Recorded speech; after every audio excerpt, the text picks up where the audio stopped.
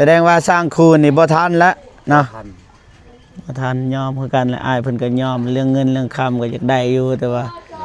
คนเดียวหั้นนะสิแยกไปเฮ็ดทางนี้ทางนั้นเขาก็จ้างทางนี้ก็จ้างอะนะคันสิแบบว่าบ่เต็มที่มันก็คนจ้างบ่พอใจบัดนี้แม่นบ่ ได้ หาสร้างใหม่คันไอ้แดงบ่ทันหรือว่าบ่ว่างเขาก็สิหาคนใหม่อีกถ้าว่าทันเขาก็เอาสร้างแดงเลยเพราะว่าเขาก็รู้จักสร้างแดงเป็นอย่างดีนะเว้าอีหยังก็ง่ายคันสิหาคนใหม่เพิ่มมันก็บ่โอเคปานใดแต่ว่าสิเอาสร้างแดงนั่นแหละกันระวาง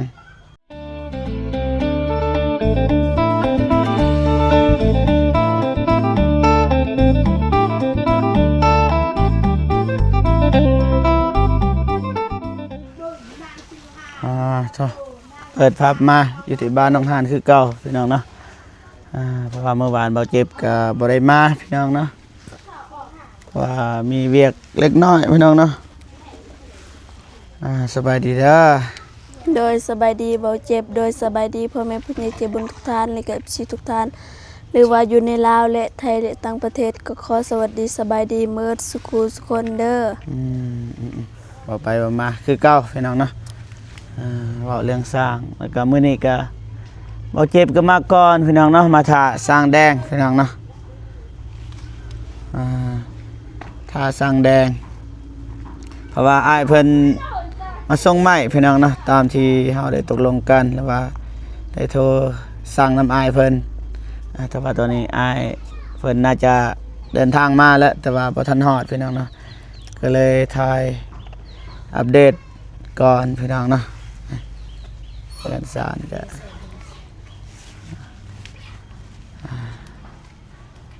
ประมาณนี้พ่อพี่น้องเนาะ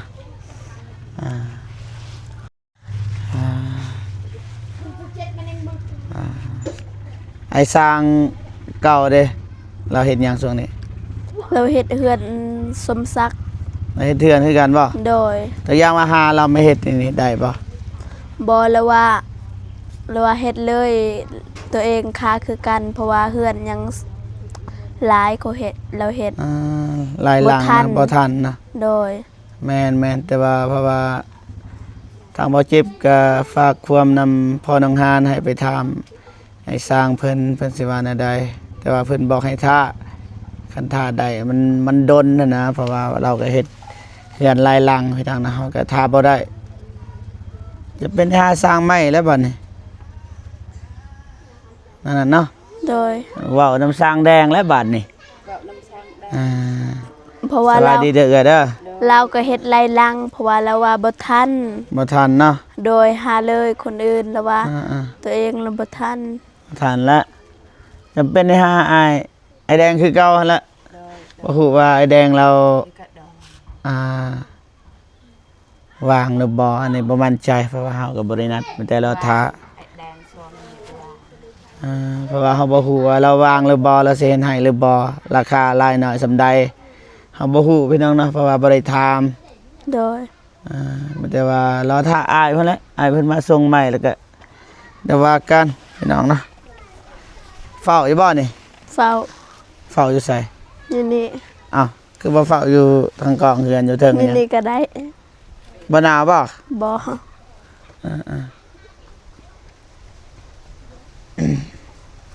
ไผมานอนนี่บ่มีไผนอนคอยนั่งเฝ้าอ้าวนั่งเฝ้าจะนอนแจ้งบ่เมื่อนอนอยู่เฮือนมานอนเนาะโดยแต่ว่าบ่ทันมีไฟลักโดยยังคือเก่าพี่น้องเนาะได้แล้วบัดนี้สร้างแดงกับบ่ทันมาพี่น้องเนาะเพราะว่าเฮาได้สั่งไม้น้ำอ้ายเพิ่นแล้วแต่ถ้าอ้ายเพิ่นเฮ็ดต่อเนี่ยเฮาสิสั่งไม้น้ำอ้ายเพิ่นเลยตัวบ่ทันพอตัว6เซนนี่ตัวที่ให้ทำไม้เซนน้ำอ้ายผู้ที่เฮาเคยเว้านี่ราคาเท่าไหร่ยังบ่ทันฮู้ถามพ่อได้ไปถามมั้ยบ่ฮู้คือกันได้ว่ากันบางทีพอเราถามจะน่าสิถามพออีกพอต้องหาอีกทางนึงพี่น้องนะสร้างแดงเฮ็ดต่อบ่ฮู้ว่าเราสิเอาเท่าใดแฟ งหลายมันน่าจะแพงนะสร้างแดงพี่น้องนะเพราะว่าอ้ายเพิ่นก็อยากซอยแน่สบายดีเด้ออ๋อกินข้าว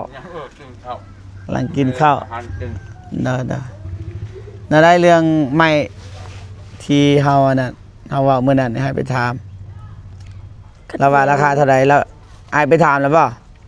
ทำเลยไปถาม ยังบ่หรือว่าสิสั่งกับสร้างแดงบ่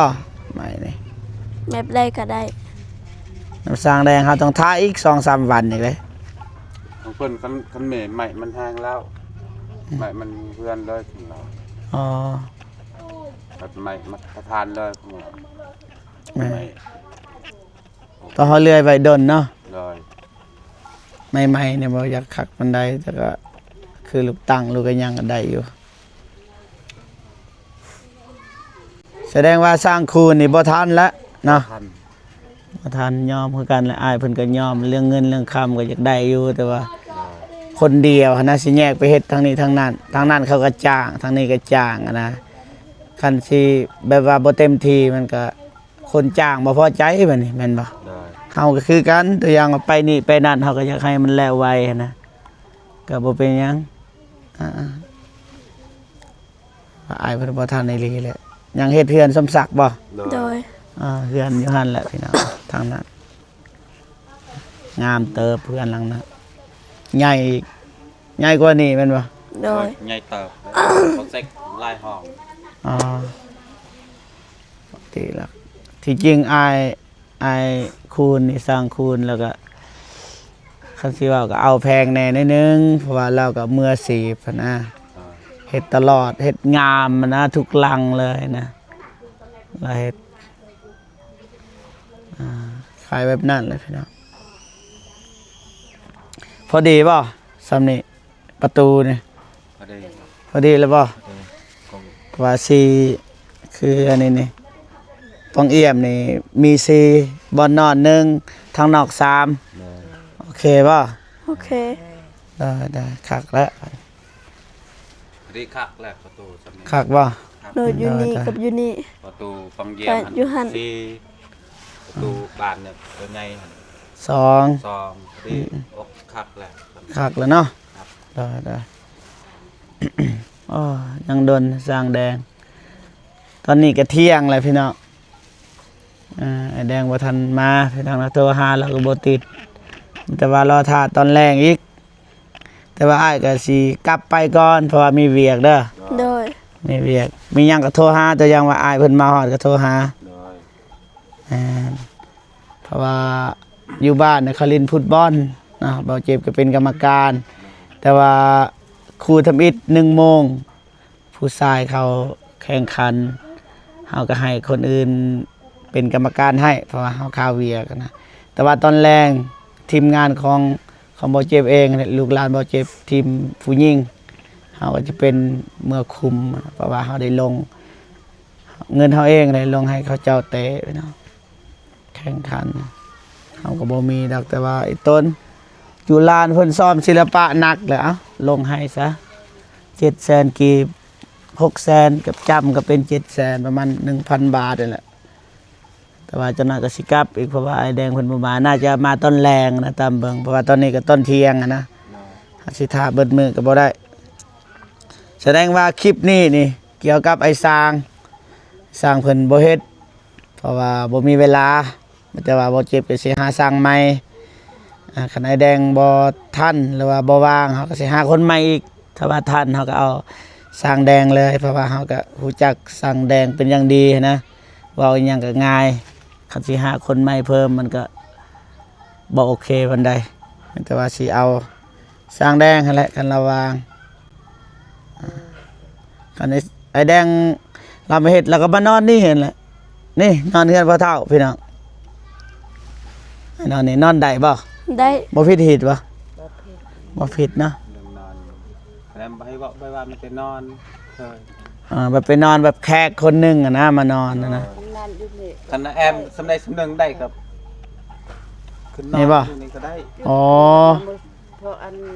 แม่ก็ไม่ได้สั่งแดงนานเฮ็ดนานเลย โอ้แบบนั้นบ่ เฮ็ดเลยนอนเลยบ่เป็นห อ๋ ยั อง อ๋อ แบบสร้างนะ สร้าง โดย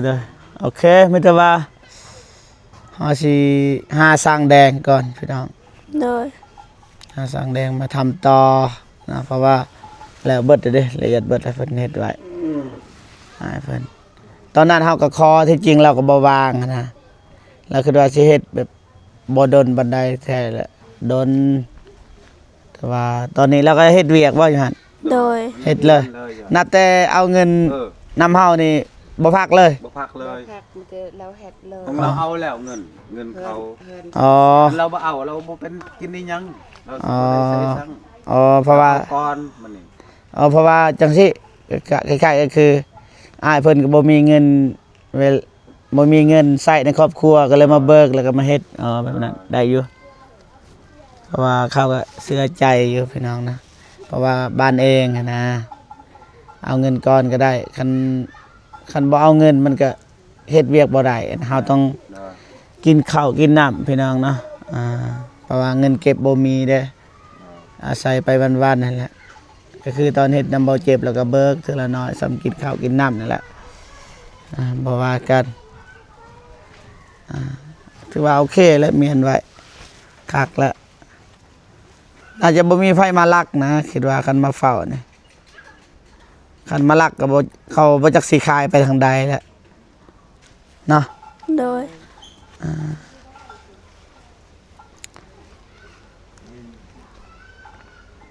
คักแหละบ่ทันจ่ายเงินวันนี้เพราะว่าทางแม่พิมพ์เพิ่นโอนเงินมาให้แล้ว 5,000 บาทพอดีเฮาก็เอาแล้ว เอาเรียบร้อยเงินน้ำเฮาแล้วตอนนี้นะแต่ว่าทันไม่ว่าทันมาฮอดเฮาก็ปาดน้ำเฮาแหละ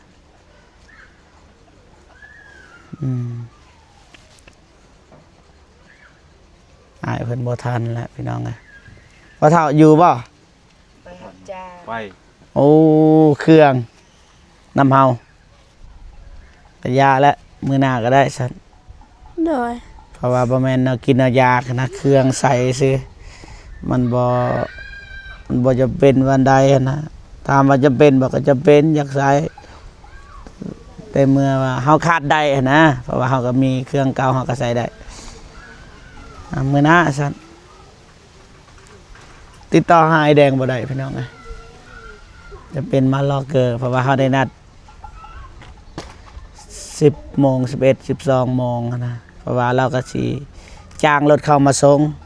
พอดีอ้ายเพิ่นก็ขอเบาเจ็บขอซ้ำน้ำมันรถให้เขาได้บ่300,000ประมาณ100ปลายบาทนี่แหละเราขอ300,000น้ำมันรถได้บ่ก็ว่ามาโอเคเพราะว่าใส่รถตอกๆมันไปหอบเดียวบ่เบิดมันนี่เป็นได้จ้างเขาบัดย่างเข้าวันนี้ต้องใส่น้ำมันแน่อายเพิ่นก็ขอ300,000ได้บ่เฮาก็ว่ามาเลยนะคันสิเฮ็ด2เที่ยวอีกไอ้ต้นอายเพิ่นคือเก่านั่นแหละซอยๆกันอันใดที่ซอยได้ก็ซอยกันโอเคมีแต่ว่าให้กลับก่อน เนาะ โดยขอบใจหลายๆเด้อเดินทางปลอดภัยค่อยไปค่อยมาเด้อ ได้ฝากขอบอกขอบใจขอบบุญขอบคุณจุแม่ๆและ ได้ เพราะว่าเขาโอนเงินมาให้แล้วเด้อ โดยก็ขอขอบคุณขอบใจทางแม่ๆเด้อผู้ใหญ่ใจบุญทุกท่านและก็ FC ทุกท่านที่เขามาเบิ่งมาชมก็ขอให้อยู่ดีมีแรงสุขภาพแข็งแรงความเจ็บบ่ได้ความไข้บ่ให้มีก็ขอให้หังให้มีให้ร่ำให้รวยปรารถนาสิ่งใดก็ขอให้ได้ที่สิ่งนั้นสมการปรารถนาหรือว่าไปไสมาไสก็มีที่คนรักคนหอมไปให้ฮอดจอดที่ถึงนอนหลับให้ได้เงินหมื่นนอนตื่นให้ได้เงินแสนอย่าเจ็บอย่าจนเด้อสาธุ สาธุสบายดีเด้ออ้ายเด้อสบายดีอันนั้นค่าไฟเสียแล้วบ่ ยัง แม่ คันฮอดแล้วบอกเด้อสิเสียให้แล้วก็บัตรเฮาใช้เฮาสิจ่ายอีกตัวที่เฮาได้เว้าเด้ออ้ายเด้อมีแต่ว่าบอกก่อนว่ามื้อใดก็แจ้งบินให้เฮาสิเสียให้มีแต่เอาบินให้เฮาโลดเด้อได้โอเควันนี้กลับก่อน โดย เด้อกลับก่อนวันนี้พี่น้องเอ้ยโอเคพ่อพี่น้องเนาะบ่าวเจ็บก็สิเดินทางกลับก่อน ยานว่าอ้ายเพิ่นสิมาแบบตอนแรงนะเพราะว่าเฮาก็มีเวียกแน่พี่น้องนะกลับบ้านก่อนสิกลับมาใหม่พี่น้องนะโอเคพ่อพี่น้องเบาเจ็บก็สิจบคลิปก่อนเนาะจังไดก็ขอบุญกับคุณผู้ใหญ่ใจดีและ FC ทุกท่านเข้ามาให้กำลังใจและก็ให้เบาเจ็บเป็นสะพานบุญในครั้งนี้เนาะจังไดก็ขอให้แม่ๆว่า FC ผู้ใหญ่อยู่บุญทุกท่านเนาะจงมีแต่ความสุขสุขภาพแข็งแรงขออายุมันควรยืนนะความเจ็บบ่ให้ได้ความไข้บ่ให้มีปรารถนาสิ่งใดขอให้ได้สิ่งนั้นนะสาธุโอเคบัดนี้กลับบ้านก่อนเนาะพอๆกันคลิปหน้าสำหรับคลิปนี้ขอกล่าวคำว่าสบายดีเด้อพ่อแม่พี่น้องเบิดสุขคนพี่น้องเนาะบ๊ายบายหน้าดำหน้าแลใส่ชุดกีฬาพี่น้องเนาะเพราะว่าสิได้แข่งขันกีฬาตอนเช้าแข่งขันพี่น้องเนาะผลก็คือเสมอพี่น้องเนาะ2-2 บ๊ายบายเด้อ